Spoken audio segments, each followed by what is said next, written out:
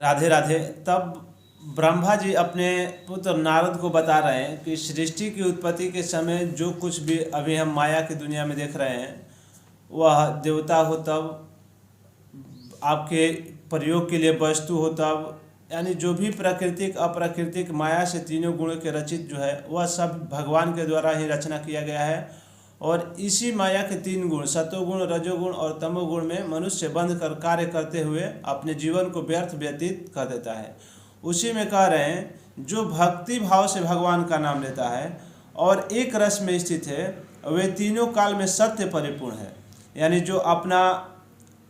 उस भगवान सृष्टि भी करते हैं, संहार भी करते हैं, रक्षा भी करते हैं, तीनों वही करते हैं। लेकिन जब त्रिगुणात्मक माया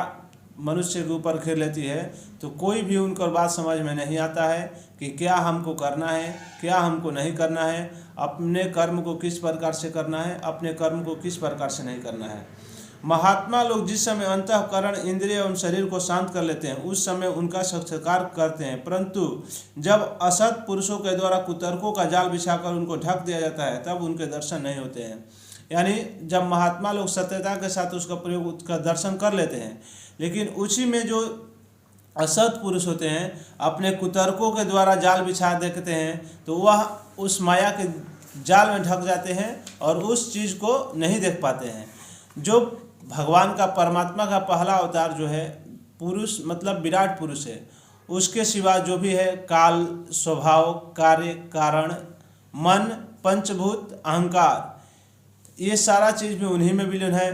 तीन गुण इंद्रिया, ब्रह्मांड, शरीर और उसका अभिमानी स्थावर और जंगम जीव, सब के सब उन अनंत भगवान के ही रूप है। जो भी है विराट, शिवा, काल, स्वभाव, कार्य, कारण, जो भी है भगवान का रूप है। मैं शंकर, विष्णु, दक्ष आदि ये प्रजापति, तुम और तुम्हारे जैसे अनन्य भक्तजन, स्वर्ग लोक के रक्षक, पक्षियों के राजा, मनुष्य लोक के राजा, नीचे के लोकों का राजा, गंधर्व, विद्याधर और चरणों के अधिनायक, यक्ष, राक्षस, सांप तथा नागों के स्वामी, महर्षि, पितृपति, दैत्यदेव, सिद्धेश्वर, दानवराज और भी प्रेत, पिशाच, भूत, कुष्मांड, जल जंतु, मृग और पक्षियों के स्वामी एवं संसार में जितनी भी वस्तुएं ऐश्वर्य, तेज, यानी संसार में जो भी वस्तुएं आप ऐश्वर्य, तेज, इंद्रिय बल, मनोबल, शरीर बल या क्षमा से युक्त अथवा जो भी विशेष सौंदर्य जैसे कि लाजा हो गया, वैभव हो गया तथा विभूति से युक्त है, जो अपने आप को समझते हैं हम इतने सुंदरशाली है, इतने बलवान है, इतने वैभवशाली है, सब के सब भगवान के ही द्वारा दिया गया है और सब के सब भगवान में ही विलीन हो जाता है। उसकी सृष्टि वही करते हैं, रक्षा भी वही करते हैं, पालन भी वही करते हैं, संहार भी वही करते हैं। जो जिस चीज़ को बनाने की क्षमता रखता है उसको बिगाड़ने की भी क्षमता उसको है। तो भगवान अगर सृष्टि की रचना किए हैं तो उनके पास संहार करने का भी उन्हीं के हाथ में है।